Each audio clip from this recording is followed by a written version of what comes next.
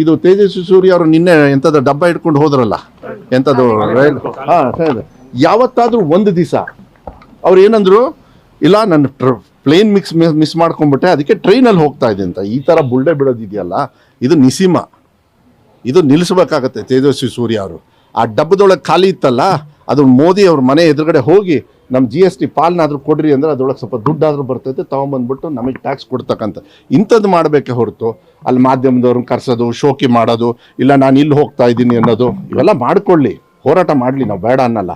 ಆಮೇಲೆ ಇನ್ನೂ ಕೂಡ ರಾಜ್ಯ ಸರ್ಕಾರವು ಕೇಳಿದ್ರೂ ಕೂಡ ಚೇರ್ಮನ್ ಯಾರು ಇದಕ್ಕೆ? ಸೆಂಟ್ರಲ್ ಗೌರ್ಮೆಂಟ್ ಅವ್ರು ತಾನೆ ಕೇಳಂಥದ್ದು, ಸರ್ಕಾರದ ಕೆಲಸ. ಯಾಕೆ ಕೇಳೋದೇ ತಪ್ಪ? ಹಂಗಾದ್ರೆ ಕೇಳಬಾರ್ದಾ? ಕೇಳೋದು ಒಂದು ಕಡೆಗೆ ಆಯಿತು, ಹೊರೆ ಆಗುತ್ತೆ, ಇಲ್ಲ ಚರ್ಚೆ ಮಾಡಿ ಅದನ್ನೆಲ್ಲ ಒಂದು ತೀರ್ಮಾನ ತಗೊಳ್ಳೋದು, ಒಂದು ತೀರ್ಮಾನ ಮಾಡಿ. ಯಾರಾದರೂ ಒಬ್ಬರಾದರೂ MP ಗಳು ಇನ್ಕ್ಲೂಡಿಂಗ್ ತೇಜಸ್ವಿ ಸೂರ್ಯ ಪುಕ್ಷಟೆಯಲ್ಲಿ ಓಟ್ ಹಾಕ್ಸ್ಕೊಂಡು ಹೋಗ್ತಾರಲ್ಲ, GST ಅವ್ರ ಪರವಾಗಿ ಪಾಲನ್ನು 14% ನಾವು ಏನು ಕಟ್ತೀವಿ, ಏನಾದ್ರು ಇವತ್ತವರೆಗೂ ಕೇಳಿದಾರಾ?